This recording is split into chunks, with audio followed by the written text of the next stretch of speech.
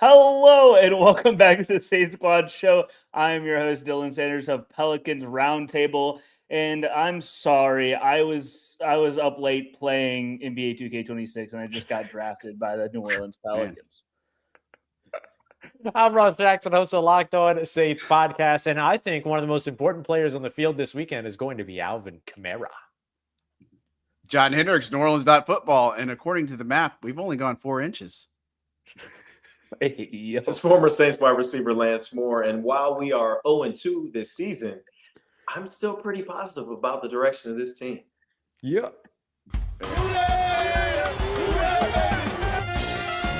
It's the Saints Squad. Everything New Orleans Saints, every week. Covering all the big hits and game-changing plays from down in the Big Easy, the way only Locked On Podcast Network can. Get ready and squad up. It's the Saints Squad Show, starting now.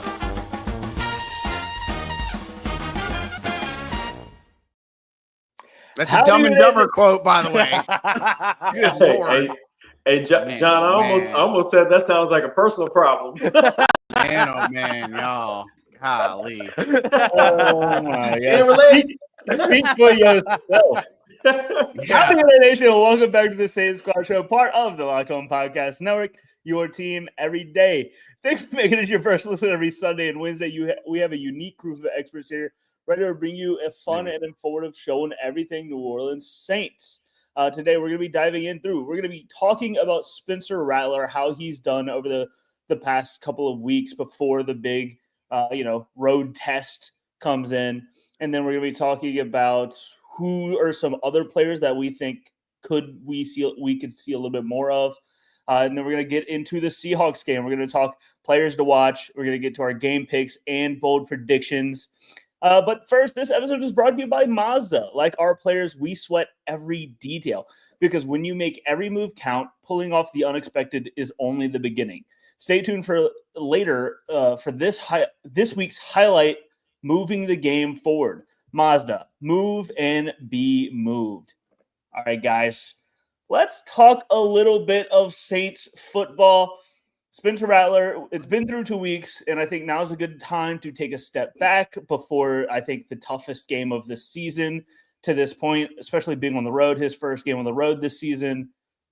Let's just take stock of where he's at, and let's start off with John. Yeah, look, I'd say this first and foremost. I don't think he's done anything that has lost the Saints a game this year. Mm-hmm. And I think he's played extremely well, all things considered, especially this last game against the 49ers. I was very encouraged in what I saw out of Spencer Rattler. Now, look, we already know there's going to be some missed opportunities. The one to Olave in the end zone, that's obviously mishooked up there.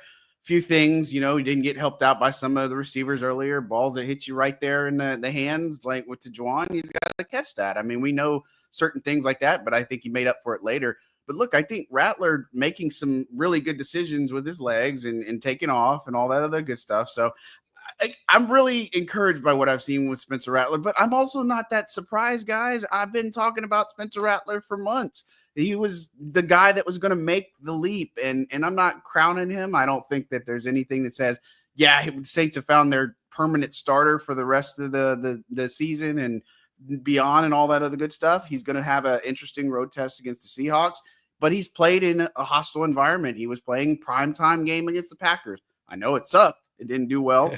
Seattle's a different animal, but you know what I'm saying? It's not like he's going into his first road game, big test or anything. Like he's played that. And so I've been encouraged by what Spencer Rattler's been able to do. The stats back it up, and I don't see what people should give him a hard time for anything, really. Yeah. Lance, what do you think about where Rattler stands through his first couple of starts of the season? I mean, look, I think he's in a good spot. I think this is even better, honestly, than what I expected for the first 2 weeks of the season. Obviously, you'd love your quarterback to throw for over 300 yards and 3 or 4 touchdowns every single week. But the reality is most quarterbacks aren't doing that. So why would we expect our basically semi-rookie quarterback to be doing that? I mean, I know he's got 8 starts now under his belt, but I would say this last game against the 49ers was his best outing yet.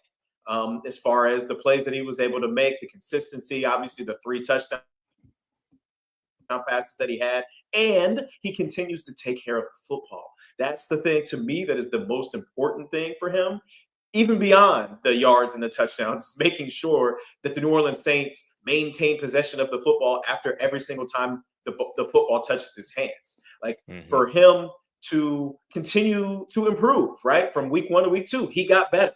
That's the goal each and every week. So hopefully this week in Seattle, he has an even better outing.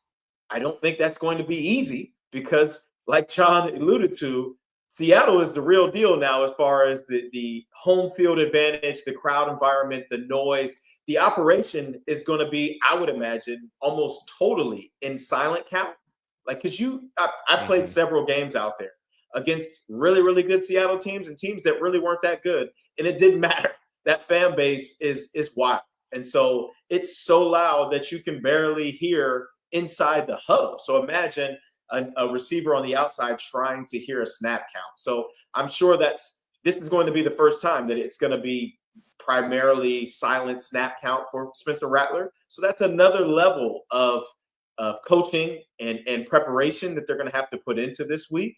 But he's shown that he's up to every challenge. So I don't see this as like, oh my gosh, my young quarterback is going into a hostile environment. He's not going to be able to handle it. I think he'll be able to handle it. It's just going to offer another challenge to this offense that needs to take the next step as far as being able to score more points, be consistent in scoring touchdowns, and then obviously giving their defense a chance to rest longer than they have the first couple of games. I think that's important as well. But overall, I'm liking what I'm seeing from him. And the thing that's most exciting to me is the improvement from week 1 to week 2.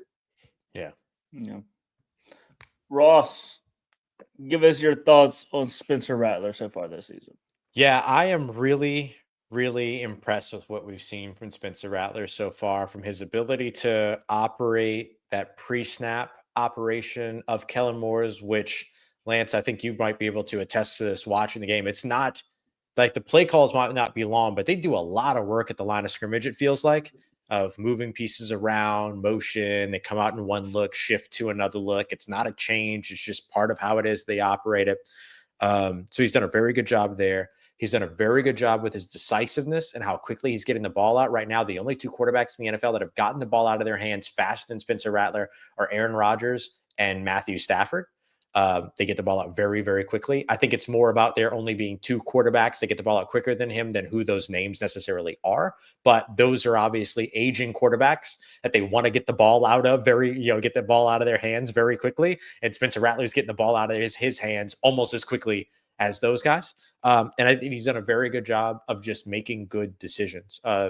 Robert Saleh, before Sunday's game against the San Francisco 49ers, talked about Spencer Rattler in his press conference, where he said that he would be household by the end of the year, meaning that he would be a household name by the end of the season.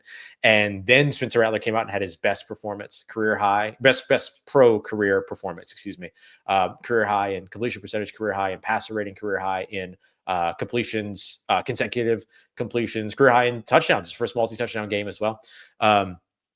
And so I'm very, very impressed with what we've seen from him. I think that these next two games, Seattle on the road and then Buffalo on the road. And look, Buffalo's defense is like okay right now, early on in the season. Like what's been the real story of Buffalo so far has been the offense, but that defense is going to be one game better by the time that Spencer Rattler gets out there to Buffalo. And so these are two formidable tests to kind of figure out like what the barometer read might be on his development. But I am uniquely impressed with what we've seen from him over the course of, let's just say, the transition from 2024 into the second year of his career here in 2025. It's already gotten to a point to where I think that we look at a Bills game, we look at a Seahawks game, and I don't go, man, if only the Saints had a better quarterback, they could win this game. I don't think that that's really what's keeping me from thinking, man, the Saints are really going to be in this one. I think that's a testament to Spencer Rattler, because coming into the season, whether it be Rattler, whether it be Shuck, I really did feel like through these first couple of games, we might just look at it and be like, man, this isn't the year, because the Saints don't really know what they're doing at quarterback. They don't have an experienced person at quarterback. But Rattler's done a fine job of leading the team so far. I want to talk about this a little bit just because I feel like a lot of people are like, man, he could just be the next Baker Mayfield. But I feel like some people think that Baker Mayfield scores touchdowns with aura. If Baker Mayfield kind of does. He kind of does. Like, let's be real. Let's be real. But Baker Mayfield is also just a really good quarterback. So just because Rattler is can be a little bit more feisty off the field, you want to see a little bit more of that leadership on the field, and I think it comes through at times, and that is an interesting part to his game. But I also do think that he also still needs to progress, and I feel like it's important to think about that. He hasn't been perfect throughout these couple of weeks. But I'm interested and I'm encouraged about what the offense looks like with him under center so far. Yeah. And even like the tempo that they operate with and everything like that, like this is not a simple offense to orchestrate and everything. And so him coming out and having performances like this in a really kind of mentally challenging offense, I do think is a testament, or at least a positive start in terms of the trajectory of what he has ahead of him here for the 2025 season. And yeah, I mean, you go back to what Kellen Moore had talked about, like even at the beginning, they simplified the language for the entire offense. I mean, you going into this season, you knew that there would be some bumps and bruises, no matter who they started at quarterback. But with Rattler, way he's been able to come in and kind of take control. I mean, this started a long time ago when the Derek Carr stuff was going on before he hung it up and such. But that stuff matters, and everybody wanted to downplay the results or this 0-6 and all that other stuff that he did last year, but he got game experience and that counted for something. So I'm not really that shocked and surprised that Rattler has played pretty well, but there are other problems with the Saints right now than to worry about it. And Rattler, I don't think is one of them. Yeah. Well, I also think there's another level for him to I guess unlock. Yeah, right. I agree. And sure, it's the command of the offense and starting to kind of play with that Baker Mayfield like swagger or confidence, but something just that I have yet to see, at least consistently, is the downfield passing game. Yeah. Just imagine how much better this offense is going to look and how much easier it's going to be for this offense to score points.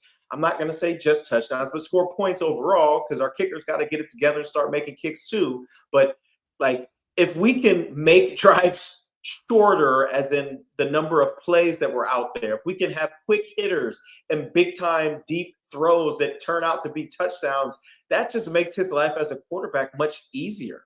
And the great teams are the ones, or the great offenses, I should say, are the ones that can do it all. They can run the ball some, that have the short and intermediate screen game. But, oh, by the way, you better watch out because it can be bombs away on you too. Like, I'm thinking the Green Bay Packers. Like, when you watch them play offense, they literally do everything. And so it really makes them hard to defend. And I'm not trying to compare Spencer Rattler to Jordan Love, right? Because Jordan Love has been the guy for a little while, one of the highest paid quarterbacks in the league, and for good reason. But that offense, when you watch them play, it's like, look, they got a bunch of receivers, they got some good backs, and they are consistent in the fact that they can do a bunch of different things whenever they want to. I think that should be like the level that this offense should aspire to be. But if we don't at least start taking shots regularly, I'm not talking about one downfield throw in the entirety of the game. I'm talking about like one a quarter, like, at least 1.5, where you're at least making defensive coordinators think, oh no, like we can't give that up. It would just make their job as an offense easier and unlock another level to me in the potential of Spencer Rattler, because he can throw those deep balls. He just doesn't get an opportunity to do it much. Yeah. All right. Well, we talked a little bit about Spencer Rattler, and I think that overall we're all on a pretty good wavelength and pretty good feeling about him through 2 weeks. There's definitely no one that has watched this team and been like, oh, well, all right, well, they just need to get Chuck in there. And I think that through 2 weeks with how well, there's always no one sensibly is making that suggestion. Exactly. Chuck stands are. Yeah, well, there's still people that want the Saints to start Shador tomorrow. So I don't think that's going to happen. So, but there are some Saints players who we think we should see a little bit more of, but it makes a little bit more sense than Tyler Shuck, and we're going to talk about that coming up next. The NFL season is here, and FanDuel is making sure you're ready for a kickoff with a can't-miss offer. Guys, I have to be honest with you, and I don't know the ethics of this, but my banker asked me for a parlay advice, and you know what I told her? Right now, new customers can bet just $5, and if your bet wins, you'll get $300 in bonus bets to use across the app on FanDuel. It makes every game more exciting so you can have some fun no matter who is on the screen. The Saints don't have any primetime games this year, so you'll need something to root for in a lot of time slots throughout the year. I also like to use it to help set my fantasy lineups each week. Of course, I make the wrong decision and start someone with my gut, but the people who make these lines know a lot more than I do. So I like to also take their advice into consideration. So, are you ready to play? Download the FanDuel app now by visiting FanDuel.com to get started. That's FanDuel.com to place your first $5 bet to win $300 in bonus bets if it wins.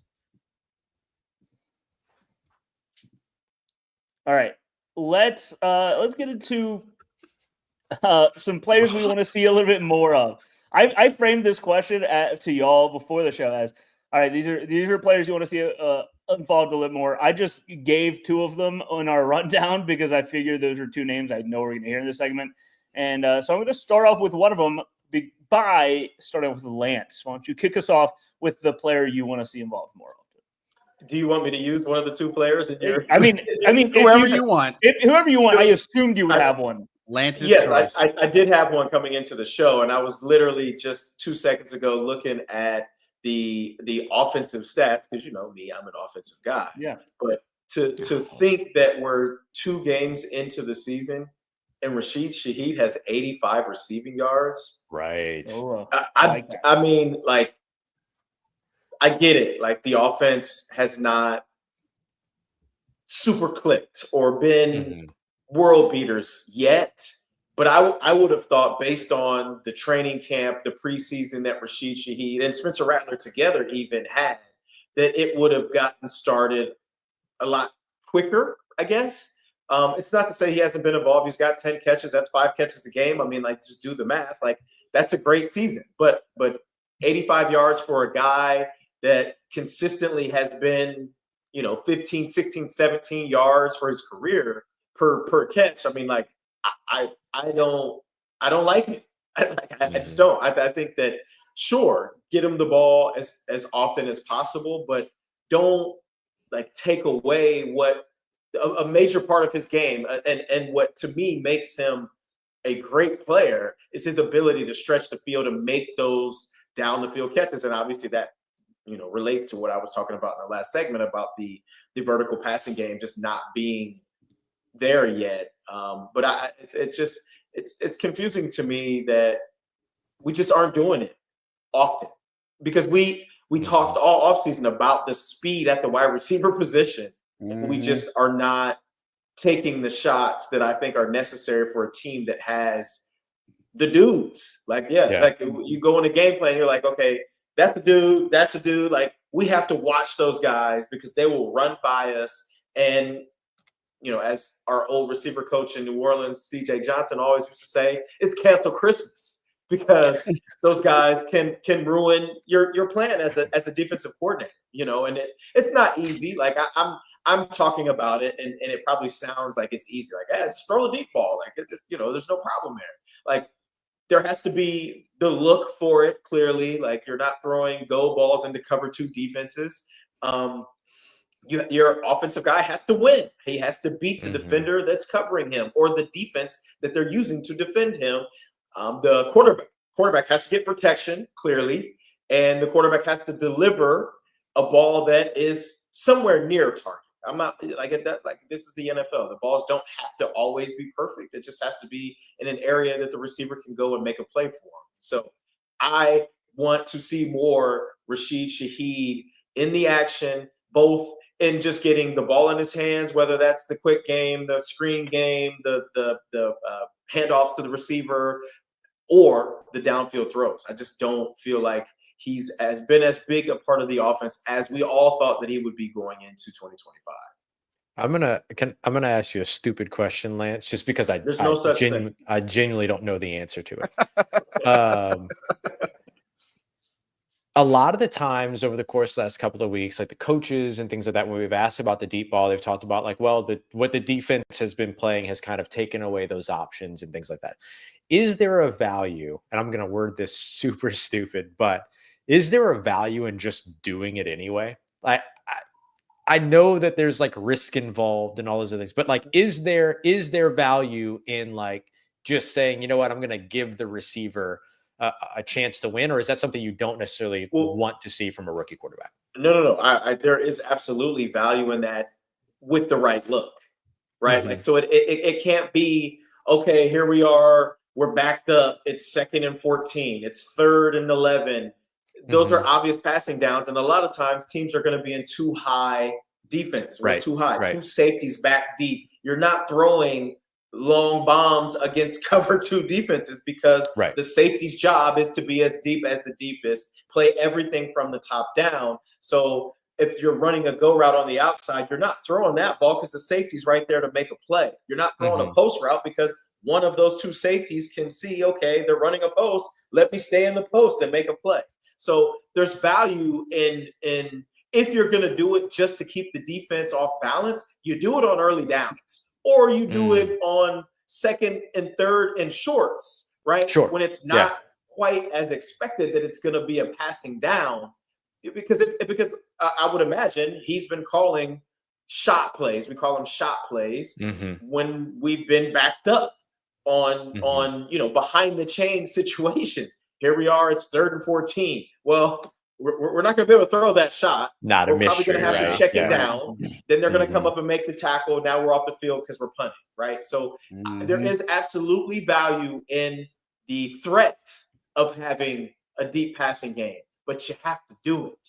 You have to do it. And you can't wait until it's an obvious passing down and distance with the said defenses who defend those down and distances. You're trying to hit your head up against the wall if you're waiting until that timing to try to throw those shot plays.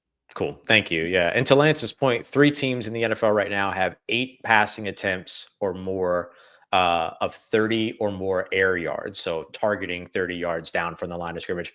The Saints right now sit at 2 such attempts, 30 yards or more. And obviously one of those was complete to Rashid Shaheed last week and everything. But so you're one of 2 right now. So that to me feels like a good opportunity to say, you know what, try that some more when the right look and the right situation is there.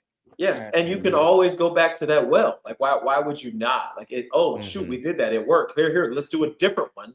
But let's do it again. Let's do it again. You know what I mean? Like, it's if they couldn't stop that one, why do you think they could stop the next one? Like, just keep going to that. And it doesn't just have to be Rashid, right? We've got other guys that can run. But I just think that once that part of this offense is unlocked, it's going to open up so many other things, in my opinion. Yeah. All right, John, why don't you bring us to someone else that you want to see in this game, see a little bit more of this season? Yeah, for me, it's Kendre Miller. I know Alvin was the featured guy, right? And I think Alvin did a fantastic job against the 49ers. And just 11 snaps, though. That's the only thing for him in this last game. And so I'm just curious because even when you go back to that 4th down play, I thought that was the perfect execution. You bring Kamara, you motion in Miller there. So you got, 2 backs in there. Then you got Olave running the orbital motion. Like the defense is like, what in the hell is about to happen? And, you could have probably dumped it off to Alvin there, but Spencer picks it up with his legs and such. But I do want to see a little bit more of the 2-back set. I do want to see Kendre Miller get involved a little bit more because he had this great camp. He had this great preseason. He's just one of those players where I know it's the Alvin show, and I know he was going to get a lot of the looks and the reps and the targets. But I think with both of those guys on the field, or even just putting Kendre in there, I'd like to see a little bit more screenplay. I want to see a little bit different looks out of there. And of course, we're in the early stages of the season. I know Kellen Moore hasn't opened up the playbook, right? And I think there's a lot coming. But for me, Kendre Miller is a guy that I feel like if you can get those two guys on the field at the same time, it's going to keep the defense guessing. Just like to Lance's point, if you rolled in somebody like a Mason Tipton in there with Rashid Shaheed, you don't know who's going to be running the deep route, and you got speed right there. And so I like Kendre. I like the fact that he can do a lot of different things that we've seen him do. I think you can trust Kendre Miller. I think he's been electric in the return game. They're not kicking it to Velus Jones Jr. I know that for sure. So he's getting some opportunities. See what he can do. But that's the one guy I'd probably say I want to see a lot more of going forward. Yeah. I like that. Yeah, I think you need that compliment to Alvin too, right? Like you want that other guy that can come in and kind of give, I don't know if it's a reprieve to Alvin or just to have that. I mean, the quality of having a boom and zoom, if you will, right? A between the tackles runner and an outside guy, like there is some value to having that. Yeah. Ross, who is going to be your player you want to see a little bit more of? Yeah, look, it's going to be weird to say this because he played 100% of snaps last week, but I just want to see him on the field again and see how he continues to develop. And it's Jonas Sanker for me. I thought he did a great job going in there as a young safety. It was one catch allowed when he was the closest defender, which is not the same thing as being in coverage. I want to be very, very clear about that, but just being the closest defender where it was, he crashed down. He was in the middle of the field as a safety. Then he crashed down to the offensive left flat where Christian McCaffrey caught a pass for 4 yards and he got the tackle and Christian McCaffrey stretched out for like 1 extra yard. So he got 5 yards out of it, but excellent stuff from him. And there's no stat that tracks this. Locked On Saints listeners hear me talk about this all the time, but there's no stat for this. But I wish that there was a stat for the amount of times that a safety forces a quarterback to take another look and look somewhere else. You know what I mean? Because like so much of what you do as a deep safety, and out of the 70 plus snaps that he played on Sunday, 40 or more, 42, I think it was, were in deep safety roles. And many times he was forcing Mac Jones to look somewhere else after he looked at the coverage that Jonas Sanker had. And in the run support that he gave as well, he had one missed tackle. At one point, it was on a passing play. It was like a 1st and 10 on Juwan Jennings. And he met him right at the what do you call point it? Of attack? Not the point of attack, but like the goal, like where the yards to go, right? It was right at that 10-yard mark, if you will. Line of scrimmage. Or no, 10 first down marker. First down marker. First down marker. Thank you. Jesus. Woo, we got there, guys. Goodness. Sorry about that. What's it called when they stretch the chain? Right. Yeah. I feel like there was like a thing. There's like another word for it, but I don't know. Anyway. The first down marker. Yeah, line to gain. That's exactly what I was looking for. Line to gain. Thank you. And he kind of went through that tackle and got an extra like 3 yards, but that was it. It was like right at the sideline. And so other than that, I thought he had a really, really strong day. And so now with Jackson Smith and Jigba, who's been awesome to start the season, the Seattle Seahawks wide receiver, the Cooper Kupp and the yards after catch that he piled on up against a pretty good Pittsburgh Steelers defense that all of a sudden kind of folded once Alex Highsmith got hurt and they had a little bit less opportunity to put pressure on Sam Darnold. Even though Sam Darnold is one of the most pressured quarterbacks in the NFL, like with those wideouts there and with Elijah Arroyo there at tight end and so on and so forth, like there's good weapons for that passing game. And so I'm really excited to see what Jonas Sanker can do to contribute to that. And then also with that wide zone rushing scheme from Clint Kubiak, that safety position, obviously being an attacking safety position in the run game is going to be really important. So I'm super excited to see him because he's such a good downhill player. He's a solid and reliable tackler, and he's proven to be pretty good in coverage, at least so far. So he's somebody I'm looking forward to seeing more of. Yeah. Well, I definitely now feel like the rundown of where are Quincy Riley and Danny Substance, because whenever I look at the team and I see two position groups that have played poorly with young players ready to step in and make an impact, I look at linebacker and cornerback, and I'll go over them since I did have them in the rundown quickly. I'll go over Quincy Riley and Danny Substance. Ike Yadam. I think that he was a really good quarterback a couple of years ago. Then he took a year away from the team, came back and wanted to step in. But he was getting picked on hard whenever he was on the field and in coverage. this past weekend, and it was a very much a weakness of this team. So at some point, you want to see Quincy Riley's name is going to get called a lot on while Ike is in the game and getting picked on, because nobody is better in NFL than the backup who hasn't played yet. Right. So it's going to be Quincy Riley, and then you're going to hear Danny Stutzman for Pete Werner, because Pete Werner, like Yadam, got bullied in coverage. And I think that Pete Werner does a lot in the run game and for tackling, but he got beat pretty poorly on in coverage.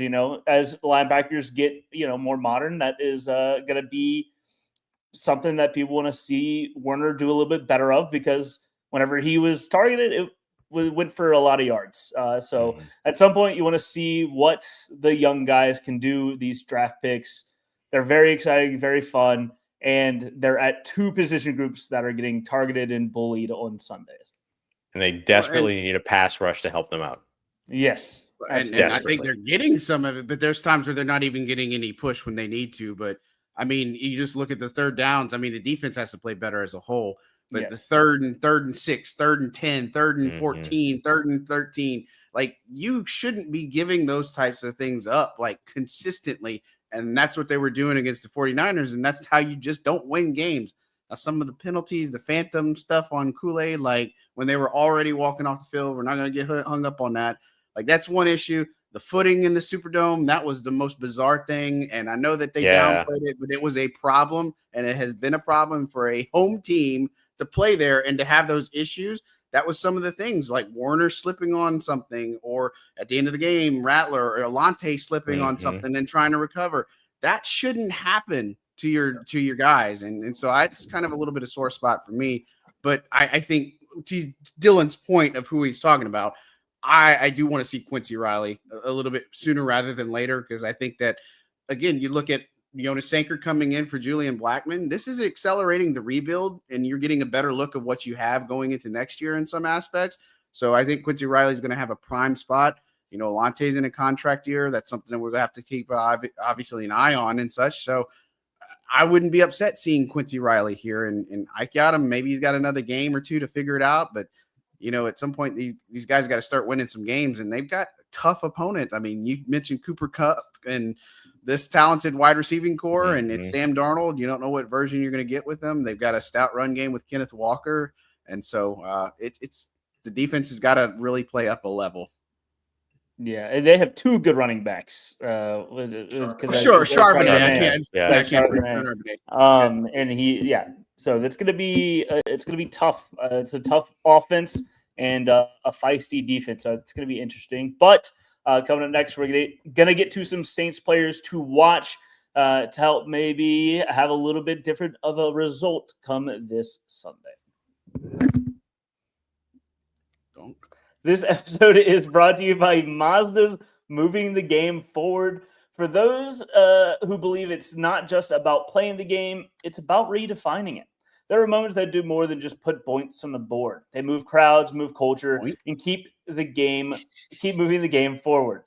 This week's moment that moved the game forward is Chris Rumpf coming up with a strip sack at midfield to set up a touchdown that brought New Orleans within just 2 points in the second half. The Saints didn't end up winning, but that was a big moment from someone who is fighting to earn every single snap. We have talked about the team needing more pass rushers to come through in the clutch, and that's exactly what Rumpf did. When you follow what moves, the only unexpected thing is the beginning. And just like there's more to every highlight, there's more to a Mazda vehicle. Mazda, move and be moved.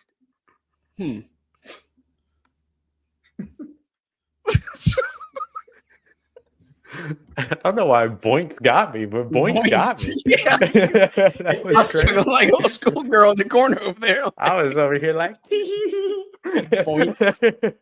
just so y'all know what I have to look at whenever I'm doing these ad reads. It's always actually just Ross. It's actually just Ross crying laughing. Yeah, I'm too expressive. Nah, it's why we love you. Let's get into players to watch. And I'm going to go ahead. I'm going to start off with Juwan Johnson because Your Juwan, favorite Johnson.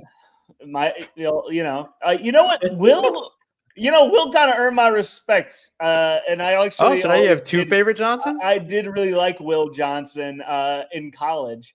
But I was doing that for the bit. But moving forward past that bit, not acknowledging what anyone else is saying, Juwan Johnson is a really, really good tight end or whatever. I'm just trying to get past it. All right. I don't know what you mean. I know what you mean. Juwan Johnson. The Seahawks have given up 7 catches to tight ends in each game, and I think that is going to be something I'm going to pencil in. Juwan Johnson, 7 catches. It's not bold predictions yet, and that's not going to be mine, but I just think that the tight ends are going to get involved, and it's going to be Juwan Johnson because, I'd like to see another tight end break through in this offense, but I just don't really see it happening right now. So I think this is going to be a game where Spencer Rattler relies heavily on Juwan Johnson, and if he can have a good game and a consistent game, I think that it'll really help the offense keep moving. Yeah, I mean, he leads the team in receiving yards right now, and I'm pretty sure receptions too. He's been a big part of the game plan. Targets. Yeah. I mean, it was good to see him recover. I mean, there's 2 passes, like, again, you look at the 2 passes that he probably should have caught, right? I mean, and he knows that, but we were all interested to see what his response was going to be coming from last week and all that other stuff that happened against the Cardinals. And so, I mean, I think with Juwan Johnson, he's going to continue to be a favorite target of Spencer Rattler.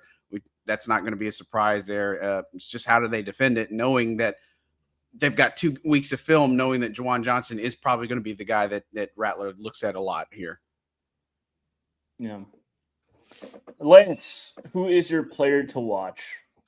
Well, you said players to watch. Players to watch. It says players to watch down there, but he's talking about the segment as a whole, Lance. I understand, but I'm taking it literally, and I'm saying the offensive line.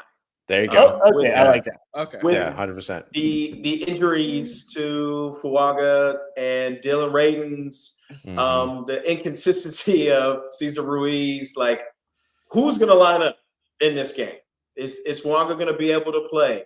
Is Trevor Penning, who I think is making his way back to practice, is he going to be up for this game? Like, who are going to be the guys who line up to protect Spencer Rattler in this game? And within that group, thinking about what they're going to have to deal with from an offensive line perspective with the crowd noise, with the silent count. Is it going to be Eric McCoy that's figuring out when he's snapping the ball? Is he doing the head shake thing and then the snap? Is it going to be one of the guards looking at Spencer Rattler to make sure he's ready, then giving the hand signal? Like, what are we going to see from this group? I would imagine if the starting group is out there, I would imagine it would be Cesar Ruiz that's giving the signal. Is there going to be some play off of that signal to hopefully keep the Seattle front line off balance, right? Because a lot of times you see those offensive linemen give the signal and literally a split second later the ball snaps. So that kind of gives the defensive line an indicator as to when that ball is going to be snapped. It's different than when you actually have a snap count that could go on 1 or 2 or 3, or it could be a dummy count. Like, there's a bunch of different ways that you can go about keeping the defense off balance when you're actually doing a verbal snap count. But the silent count is much tougher to keep the defense off balance. But it's also necessary if you can't hear anything. You're going to have to use that snap count. So I'm interested to see how the offensive line first looks, and second, how their operation is handled throughout the game, and then obviously how well they play. Because I think from week 1 to week 2, I think they played better, but I think they can continue to improve. The run game obviously looked better in week 2 than it did in week 1. And Spencer didn't get sacked as many times, I believe, in week 2 as he did in week 1. So I mean, that's a win in of itself. So let's continue that upward trajectory with the offensive line. Let's see who's out there, and hopefully the guys that we need to be out there are healthy enough to be out there. Because if they're not healthy enough to be out there, we can't trot them out. And the backups are going to have to step up and make sure that they're doing their thing as well. Yep. It'd be a Sam Richards stepping in if Wonga can't go. I mean, he's got a back injury to go with his knee, so that's never a good thing with a back. But I know he's going to try to play. It's one of those things too, right? Like you hurt the knee and then you start compensating for the knee, you hurt something else. And like also like it's such a tricky game to play. And then if Trevor Penning isn't ready to come back yet, you're right, Lance, he was limited at practice today. He actually spoke to the media today too. It's typically a pretty good sign, but not completely foretold. And so we'll see what happens with him. But Dylan Radin's missing with an injury of his own, a toe injury himself. And so that could open the door for rookie Torres Ellie Simpkins to potentially get a start on the interior. He impressed during the preseason, but obviously regular season football is a different game. But when you're going up against Byron Murphy and Jaron Reed and Leonard Williams and like this caliber, particularly of interior offensive linemen, like that's a challenge for a young quarterback if there's a banged up or ineffective interior offensive line in front of him for sure. Yeah, I like that. John, I'm going to go with Chris Olave. I think he's been very quiet the first 2 weeks. Now, I think some of it is probably getting on the same page as Spencer Rattler, different things. Some of that will come in time, but I think this is time for a good Chris Olave breakout game for this season. And so I think, not to go jump into bold predictions or anything, but I just still like him getting involved a little bit more, being targeted more, giving the ball a little bit more, giving some different looks. That's my guy to watch this week. And just given the fact that I think Juwan, they may have a different plan for him. I think obviously they're going to key in on Alvin. That's obviously going to be a featured part of this offense. But I really do feel like this is the week that you can see Chris Olave emerge. I'd love to see the shot plays. I'd love to see a lot of taking chances. But given that we really haven't seen it, the playbook hasn't opened up a lot. I still believe that 2 to 12 pipeline is where it's at. And I'm going to be watching Olave. I think this is his time to really come in here and step in and step up a little bit and help give this Saints offense a little bit of some of the things that they've been missing. Like that. Ross? Yeah, 13 receptions on 23 targets. Yeah. Oh, so far for him this season? Yeah. Missed like opportunities. Like a little over 100 yards? Yeah. Something like that? Yeah. Yeah, there's a lot more. There should be a lot more. We've all been expecting more. Yep, exactly. Yeah, 100%. I will follow the trend of players, and I'm going to go one from offense and one from defense because we've named a lot of. Yeah. So I'm going to break. This is a rare occurrence. Lance and I are going to take our bald heads over here, and we're going to do something different. Well, Lance is less bald than me today.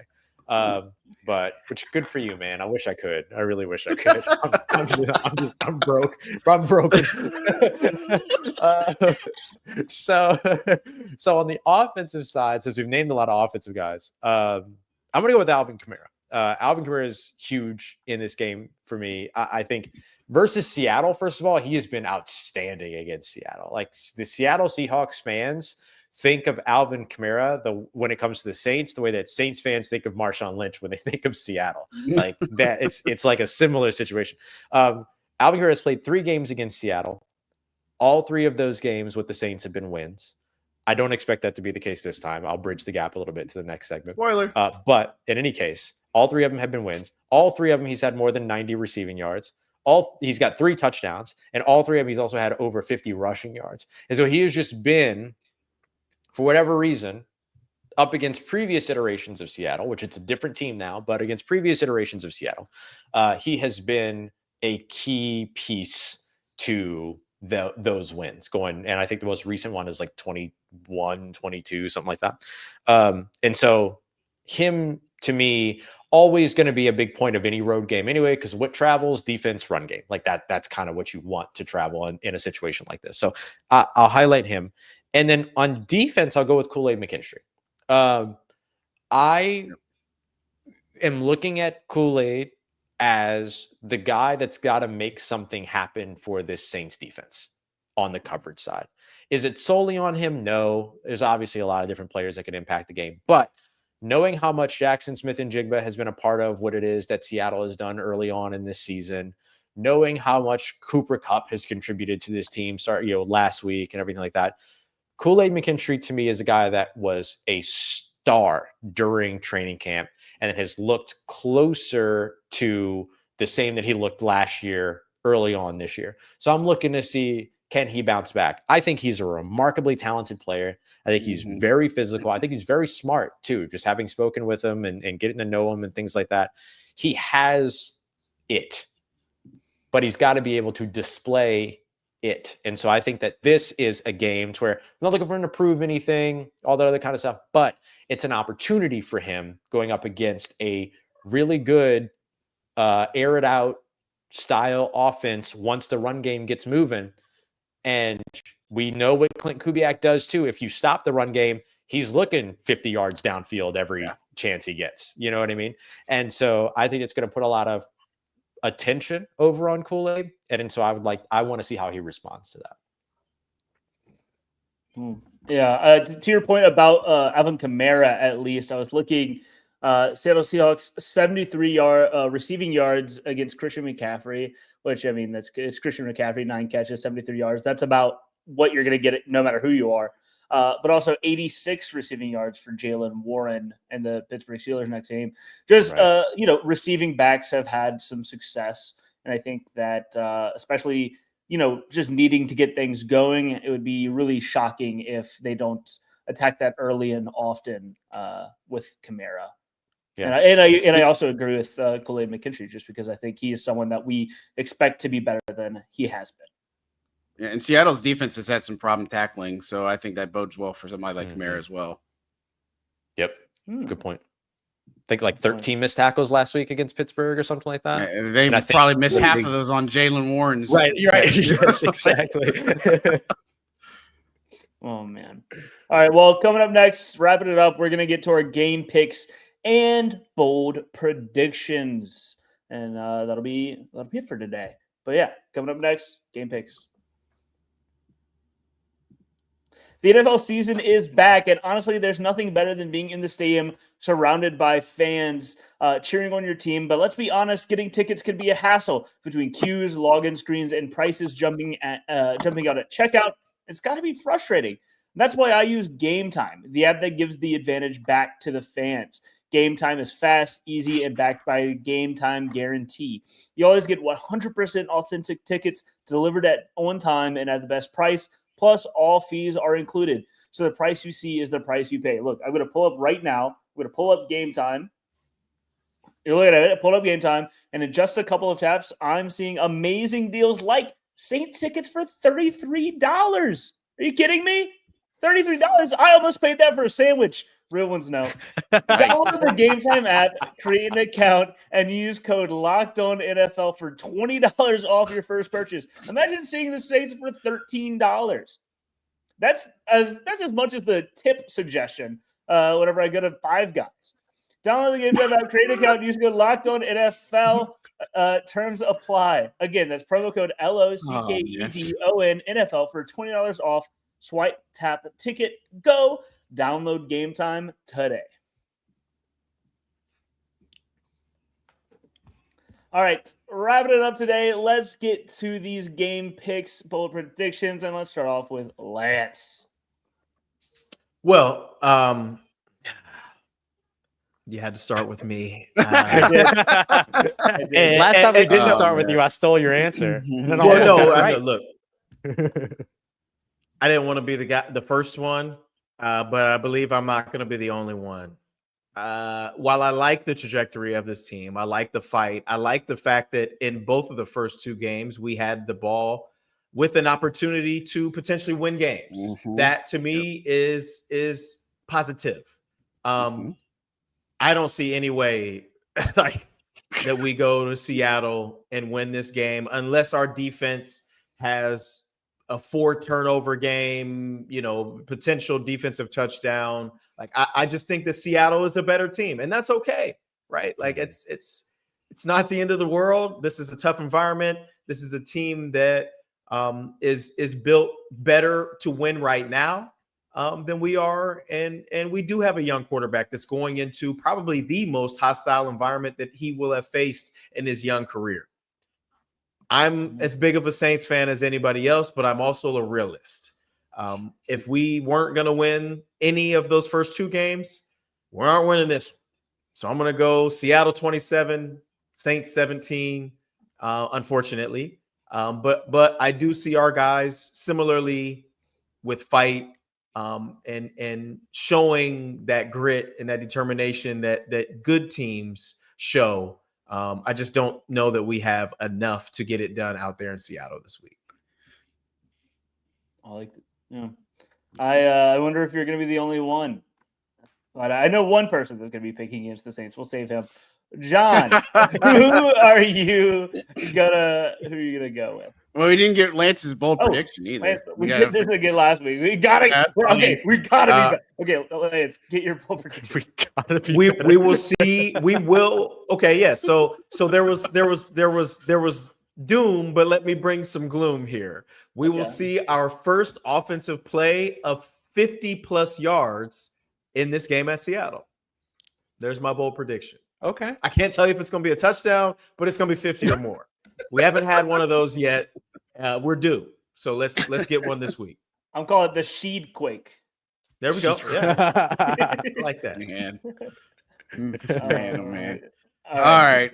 So look, I mean, I'm 0-2. Lance and I are 0-2 right now picking. We took the Saints in the first couple of weeks. And so for me, it's not about that, but I just don't know that you go into Seattle and you beat this team. I think the first 20 is going to end up winning this game, and I think it's going to be the Seahawks. I don't think that's a big mystery. I'm going to take them 24-17. I think the Saints will put up a lot of fight, but unless they can find a drastic turnaround on defense and make Sam Darnold see ghosts, then I don't think there's much hope for them. I think the Seahawks have too many weapons on the offensive side. They have it all together on the offensive side right now, and the Saints defense just doesn't have it together. And so I think it just puts a little bit more pressure on the offense to try to have to score points on every drive because their defense is just not where it needs to be. And so there are some encouraging things that you've seen out of the Saints defense, but right now I feel like that's kind of what's holding this team back a little bit. And so going up into Seattle, trying to get them a win, I just don't see it. However, on my bold prediction, like I talked about, the players to watch, I think this is a 7 to 9 catch game for Chris Olave, and I think he goes over 100 and finds the end zone. That's my bold prediction for this week, that they get back on track, they get on the same page, get some chemistry, and you see what 12 is all about. All right. Ross, are you going to save the graphic? No, we already said what he's taking. Yeah, we already know. Listen, I will say this. The Seattle Seahawks are 3-7 in their last 10 home games, which is really surprising. Really surprising. But that was also a Seattle Seahawks team that was kind of rebuilding from where they were post Russell Wilson. They kind of were a team that was where the Saints are now. So they're trying to figure out, like they were trying to figure things out with Geno Smith and all that. They got a great season from them and everything. Now they have a new quarterback in Sam Darnold. And it's a new direction. So I think things could end up still being, but no matter what the team does, the environment is still really hard to play in. So I'm still going to take the Seattle Seahawks here. I'm going very close to John's score. Actually, I'm going 27-17. And my prediction of how that unfolds is for them to actually be 24-17, Seattle 24, the Saints 17 with the ball with 4 minutes left. And then the Saints come up a little bit short. And then it's a field goal by Seattle that like extends it to a 2-point conversion and kind of puts the nail in the coffin, if you will. So pretty close in terms of what I'm thinking of, pretty close to John's prediction in terms of what I'm thinking of there. As for my bold prediction, and you'll have to tell me if this is actually a bold prediction, but I'm thinking bold prediction in the relative to what's happening this year. I'm going Alvin Kamara with 2 touchdowns in this game. He's only ever had 1 touchdown in a game up against Seattle. And so I'm going 2 touchdowns with him. If that's not bold enough, I can do another one. But I think both touchdowns that the Saints score are from Alvin Kamara, rushing or receiving. Somebody's about to go lock in that bet right now because Ross Jackson said so. Okay. So you're all taking the Seahawks. So you're all taking the Seahawks. Man, if only there was someone to fall on the sword. So if only there was someone to come up, rise up through the ashes, go over to the West Coast, have the gall to believe that the Seattle Seahawks can't win this game. If only there was someone. I mean, really asking because I'm picking the Seahawks to win. I'm going to go 20-13 with Seattle. I mean, I just think that there's no way. I mean, I look at a game like last week. I look at the Steelers. Charbonnet gets 15 carries. They hold him to 10 yards. That seems like the perfect recipe to beat the Seahawks. What do? Well, Kenneth Walker is the other back, and he has 100 yards on 13 carries. And it wasn't just one big carry. It was like he was consistently getting big gains. They weren't to be able to do anything. And I feel like if the offense and defense is able to hone in on one, the other's going to attack them. And then, you have JSN out wide. You have Cooper Kupp, who's getting his 401k and trying to get 400 yards this season at the same time.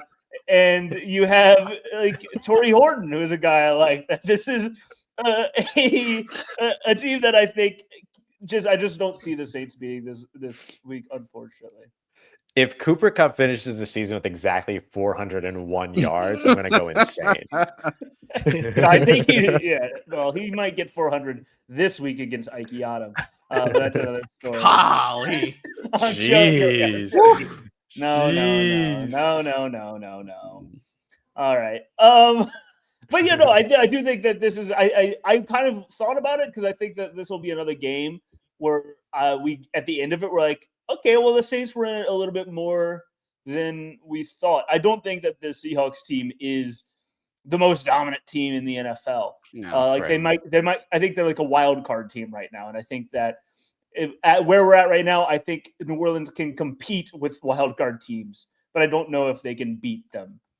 Their only chance is to go like what they did in 2019 when Teddy Bridgewater. You go in, you score touchdowns quick, and you take the crowd out of the game and put the pressure on Seattle, and the defense just kind of had to play their thing.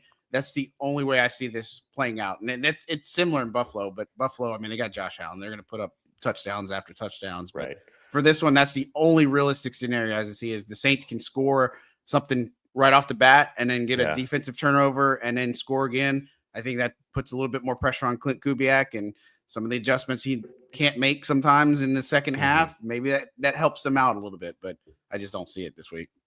Yeah, fast start would be huge in this game. I will say this.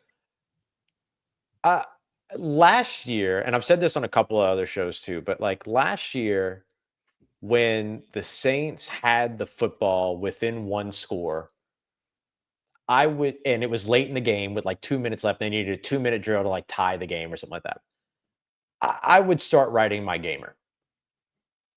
I just kind of knew how it was going to end, right? This year, in these first two games, like the Saints have been in that situation, and I've legitimately said to myself both times, let me see how this plays out. And I kind of sat back and I waited to watch it. And so I say that to say that if there's a situation in which the Saints have the ball late, it's going to be interesting. And that's why I have them with 4 minutes left, 24-17 with the chance to maybe tie the game with the ball in their hands. Ultimately, it'll end up being what it is. But I do want to acknowledge that the vibe of where this season is already so much further than where the vibe of last season was, even pre Dennis Allen being fired, right? Obviously, the vibe of the first two games was incredible. There's no doubt about that. But then, a couple of weeks after that, you kind of started to go like, oh yeah, okay, they are going to crash back down to earth here. And so I think that walking away from this game with positives is possible without a win, just like the first 2 weeks. So for what that's worth. I agree. I also wonder, say we are to lose this game, say we're to lose in Buffalo. Now you're sitting at 0-4. Usually the teams that aren't winning are quick to start making some changes. Now, I'm not saying that it's going to be Spencer Rattler, but like we talked about earlier with Quincy Riley, Danny Stutzman, there's some other young guys that could potentially get more playing time. when are we going to start seeing some of those guys get opportunities? And it's not like you, and honestly, after an 0-4 start, potentially, it's not like you're packing the season away by going to other guys. But at some point, you need to get a look at the guys that you do have, because it's not like you're preparing to play for a Super Bowl this season. Like you need to see what you have before you get late and into the season and the ship has pretty much sailed. And then you're, going into the offseason wondering, dang, do I need to draft at these given positions again, even though you didn't get a chance to see those guys? I'm just curious to see what could happen. Yeah, it becomes about seeing what you have elsewhere more than it becomes about being displeased with what you've seen, right? Correct. Like taking inventory. Yeah, I'm with you. Yep, it's going to happen. I think it's better when your mic's on. It works better when we can hear you. Yeah, he went on that rant of stuff, and he's just like, "Oh, I forgot to unmute myself." I'm done. Right. Technical difficulties. There you go. You know where you don't need to see other options? It's in the Saints podcast market, because you get it right here. Thank you for listening to the Saints Squad Show. Check out me, Ross, John, and Lance on our socials for the latest. We'll be right back here on Sunday, ready to talk about the Saints beating the Seahawks or the Saints losing to the Seahawks. We don't know, but we'll be right back here to break it down with our immediate reactions right after the game, which is it's a 3 p.m. Central game, so it's a little bit later. It's not prime time, but it's a little different. We'll see a little bit more of Scott Hanson on Red Zone this week. But until then, Ross, be sure to check out Ross on Locked On Saints for your latest news. But until then, we'll see y'all in a couple of days.